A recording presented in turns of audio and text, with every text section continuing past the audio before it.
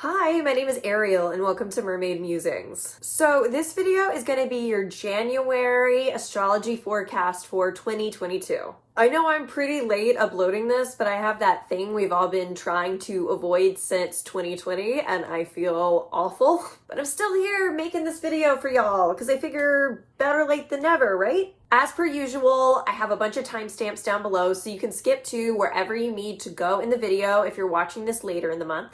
So no more boring beginning stuff, let's get started. So for the general overview, the overall energy of this month is similar to last month in that it is very Capricorn heavy. We had Venus retrograde last month and that continues into this month. Plus this month we have Mercury going retrograde. Venus retrograde is only in the sign of Capricorn, but Mercury retrograde, it starts out in the sign of Aquarius. However, it eventually retrogrades back into the sign of Capricorn. We also have the sun in Capricorn for 2/3 of the month. And finally, we have Mars entering Capricorn this month. So really, we're repeating the same lessons that we were focused on last month, which I think is fitting, giving the sign of Capricorn. Capricorn energy is about making you the best version of yourself through tough life lessons. If you don't learn, it makes you repeat the same scenarios until you learn. Capricorn also likes to slow everything down so you can pay attention to every detail, so your work comes out the best possible. So it makes sense that we're having repeating patterns from last month into this month, that our lessons have been slowed down in this month-to-month process, where it's really giving us a lot of time to learn the lessons that Capricorn is trying to teach us. Spoiler alert, the month of February also has a lot of Capricorn energy as well, because we have Mercury retrograde in Capricorn, and now that Venus has gone direct, it's still in the sign of Capricorn. So we are sticking with these themes past this month. So the sooner you deal with your problems, the easier this energy will be with you, because it's not trying to drag you into learning your lesson. On January 2nd, Mercury moved into Aquarius. Now is the time where everyone's going to want to get mentally weird. Mercury in Aquarius wants you to embrace out-of-the-box thinking. If you're someone who likes to think inside the box, really challenge yourself not to do that, because you're going to have better ideas when you're working outside the box. We're in really heavy Capricorn energy, and Capricorn likes to stay inside the line, so we sort of have conflicting energy here. These energies are pulling us in the opposite direction, and your job is to maintain both of these energies because they're both important. They're both trying to teach you something, so you got to work with both of them. The way this energy is going to work best with Capricorn is it's giving you the ability to approach old problems from a new angle. It's figuring out which restrictions are no longer serving you so you can break through them. Mercury in Aquarius can be intellectually cold, so expect when people are sharing their thoughts that go outside the box for them not to deliver it in the nicest tone. People are going to be like, I don't care that my opinion is different, I'm clearly right, and if you can't see that, you're stupid. People are going to be arrogant about their opinions and unmovable about them. So be prepared for that. And try as hard as you can not to be that person, because it's really off-putting. So learn what you need to learn. Think outside the box. Explore topics that you normally wouldn't read about. Just don't be judgmental and rigid about it. You'll be intellectually further in your journey if you approach new ideas without judgment. You'll be able to explore and learn more. So keep an open mind when it comes to yourself and other people's opinions. We have Venus retrograde in Capricorn, sextile Neptune in Pisces. Normally this is a time where you want to lean into illusion and delusion, but I'm actually going to tell you to do the opposite of that. We are still in Venus retrograde. So what you want to do is examine the delusion and illusion you've experienced in your relationships in the past. You want to lean into the feelings those relationships brought up for you, so you can understand why you were delusional about them so you don't make the same mistakes again. You want to find relationships that give you the same beautiful and uplifting feelings, but those feelings come from seeing the relationship and the other person clearly, not twisting them into something they're not in order to chase that feeling. This transit is also going to soften a lot of negative feelings we've been experiencing during Venus retrograde. This is a break from the intensity of that energy, so enjoy it. If you're an artist, now is a great time to work on your art. It's a great time to go over work where you've been looking for inspiration because you just might find it.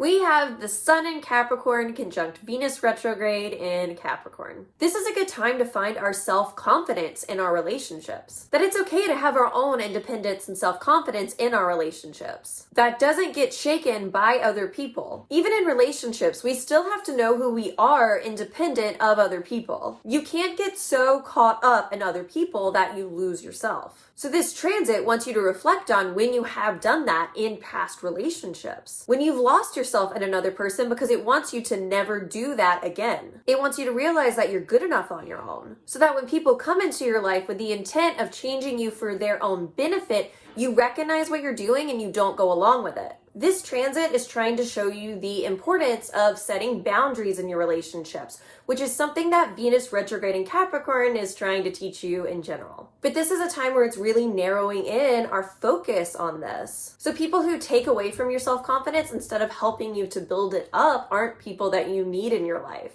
You need people who love when you shine, not try to dull your shine out of jealousy. So this transit might be bringing up where this is an issue for you so you can fix it. It might be showing you what people you need to put more boundaries up with. Ultimately, the relationships that we're in are meant to make us feel uplifted and good about ourselves. People who don't do that, people who do nothing but make you feel bad about yourself, don't deserve a place in your heart.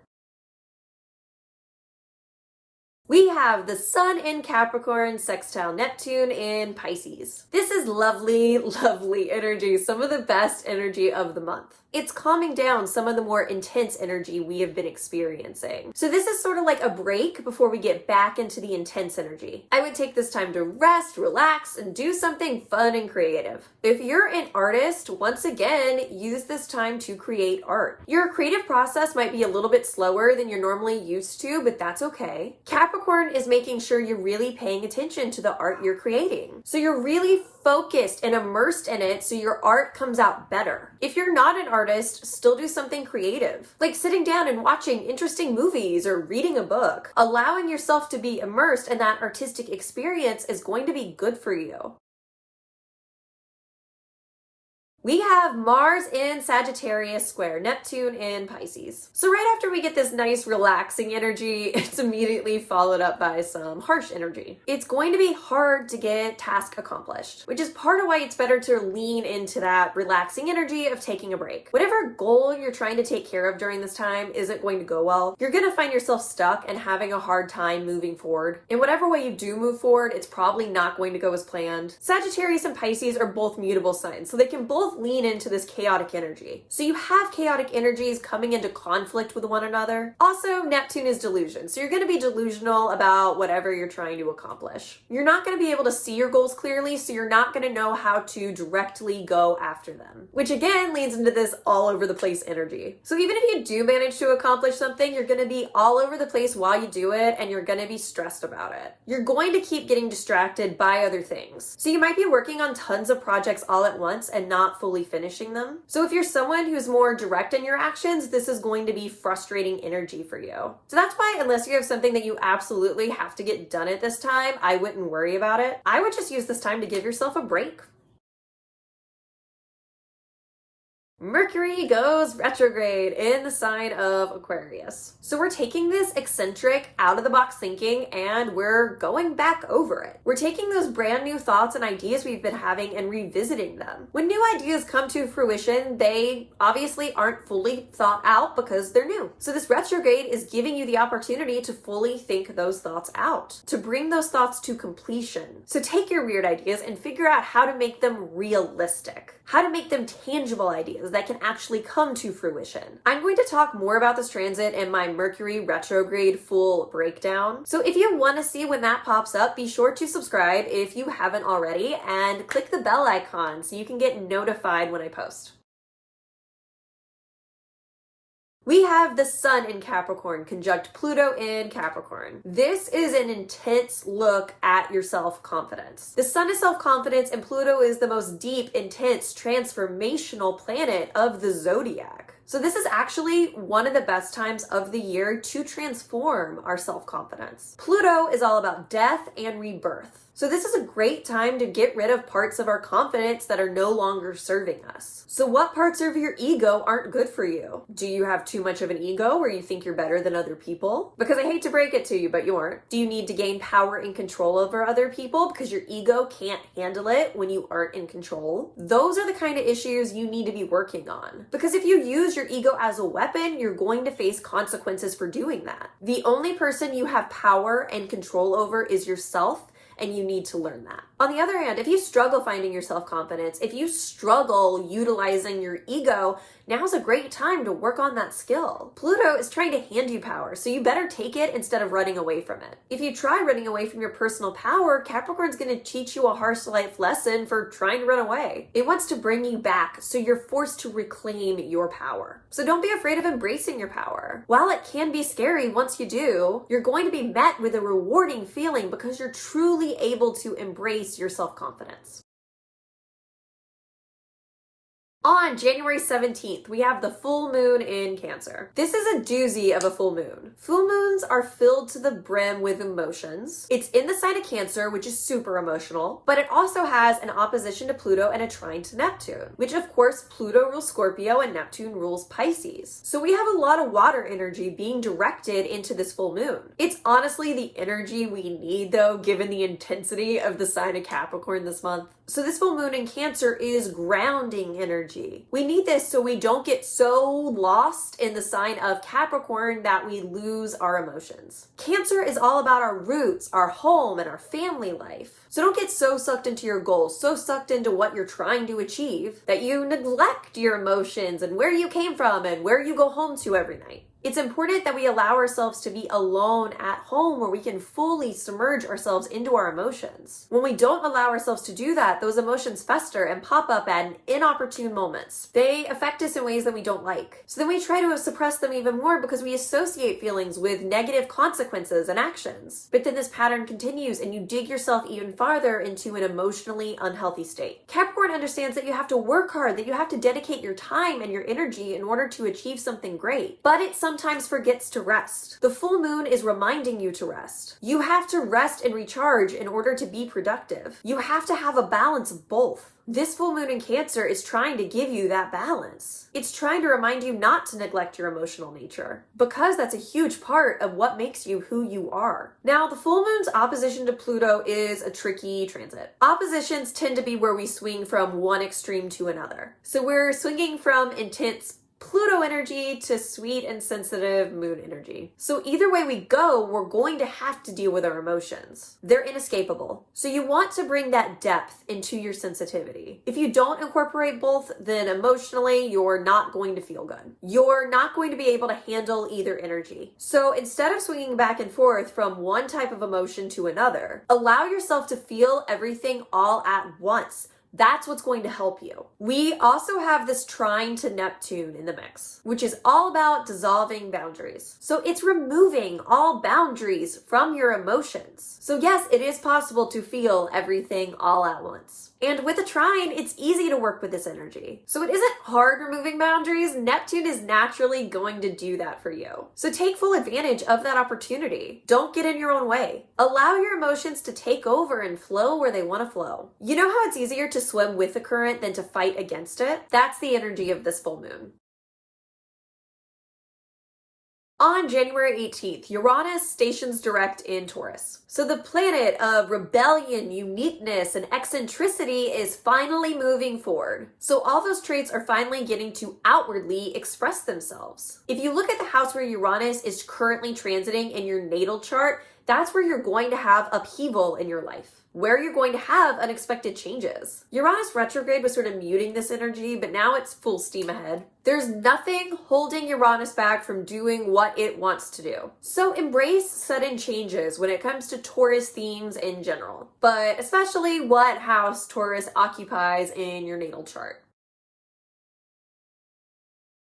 We have the Sun in Aquarius conjunct Mercury retrograde in Aquarius. So once again, we're exploring our ego, but instead of exploring it in a Capricorn way, we're exploring it in an Aquarius way. Retrogrades are revisitations. It's giving us the opportunity to re-examine our lives. So Mercury retrograde is about mentally re-examining our lives. And now it's touching the Sun, which is our ego. So this wants you to think about your ego and your relationship to it. The Sun in Aquarius already has a bunch of ego problems. Sorry, fellow Aquarius suns, but it's true, and I can say that as an Aquarius sun. Aquarius has issues with feeling both inferior and superior, which then manifests itself in how they treat other people as arrogance. Not all Aquarius suns do this, before all of y'all get angry at me in the comments, but a lot of you do. Aquarius Mercury also tends to believe that they're always right because of their fixed nature. So what you need to work on during this transit is not having your ego be reliant on you being right all the time. Because you're not right all the time. No one is right all the time. That's literally impossible. So this transit wants you to learn that even when you're wrong, it's okay. You can admit that you're wrong and not be embarrassed by it. Your ego doesn't have to take a hit just because you're wrong. Your ego does not have to stand in the way of your intelligence. If you let your ego stand in the way of your intelligence, you're never gonna be as smart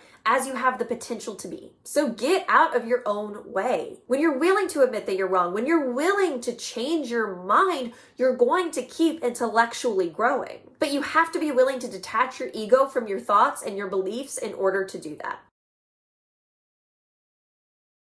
On January 24th, Mars enters Capricorn. This is like the season of Capricorn. It keeps popping up. Venus retrograde in Capricorn. We have Mercury retrograding into Capricorn. And now that the Sun's left Capricorn, we have Mars entering Capricorn. Capricorn is doing what it likes to do, and it keeps harassing us to learn the lessons that we need to learn. It's not going to let us go until it's done. Mars is how we take action. It's how we go after what we want. So to get what you want, you have to tap into the part of yourself that's hardworking, that sees a goal as a challenge to be completed. That can be tenacious when it comes to getting what you want. That's the energy that's going to work best with this transit and get you where you want to go. You need to carefully plan your forward momentum. Don't just jump in and take action. Be cautious moving forward. Not so cautious that you don't actually do anything. Just be careful with every step forward that you take. Take the step, but watch where you're stepping. As long as you approach action with determination, you will be fine. Because Mars and Capricorn will throw problems in your way as you take action. You have to fix those problems in order to move forward. If you ignore the problem, then you're going to get stuck. Because Capricorn won't let you move forward until you address whatever it is that it wants you to address. There's no way to bypass it. Capricorn won't allow it. In fact, it's going to make your problems worse. So don't do that. Just face your problems head on and you'll be fine. In fact, Capricorn will reward you for it. Capricorn wants you to tackle your problems so you can overcome them, which when you do, it's such a great feeling. You can really take pride in yourself and what you've accomplished.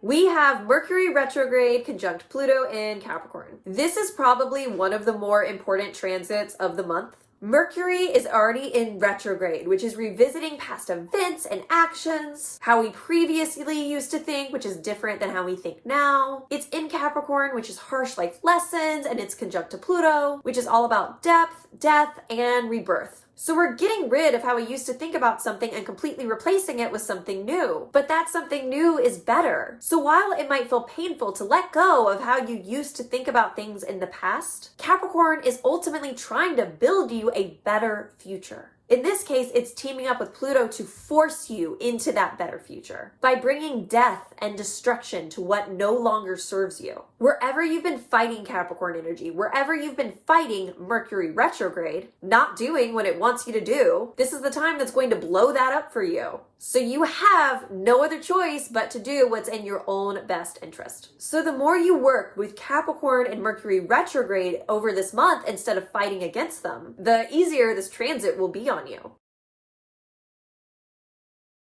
On January 29th, Venus goes direct in Capricorn. One day after we've experienced that intense Mercury retrograde in Capricorn conjunct Pluto, we're immediately starting to ease off of this harsher energy we've been experiencing. So Venus in Capricorn is no longer dragging you through the mud. This is more of a checkup on what you've learned so far. Most of your lessons you've already been forced to confront and deal with, at least when it comes to your relationships. Capricorn is now checking in and making sure that you actually learned them. So as long as you learned the lessons Venus retrograde was trying to teach you, then this transit's going to feel like a walk in the park. Venus in Capricorn might throw a few lessons your way, but you're going to be like, it's fine, I know how to deal with that, and overcome those lessons pretty quickly. This energy is more annoying than challenging. Capricorn is just trying to make sure that you keep your skill set sharp. So then when we no longer have Venus in Capricorn, you're still a pro at what you developed over this time. If you've been fighting Venus retrograde in Capricorn and not learning anything, then this transit might still suck for you, because Capricorn is looking at this as your final opportunity to learn what you need to learn. So this transit is still going to suck for you. So don't fight Capricorn. Work with Capricorn energy to fight the roadblocks you've been facing in your life. Fight alongside Capricorn, not against it, and you'll be just fine.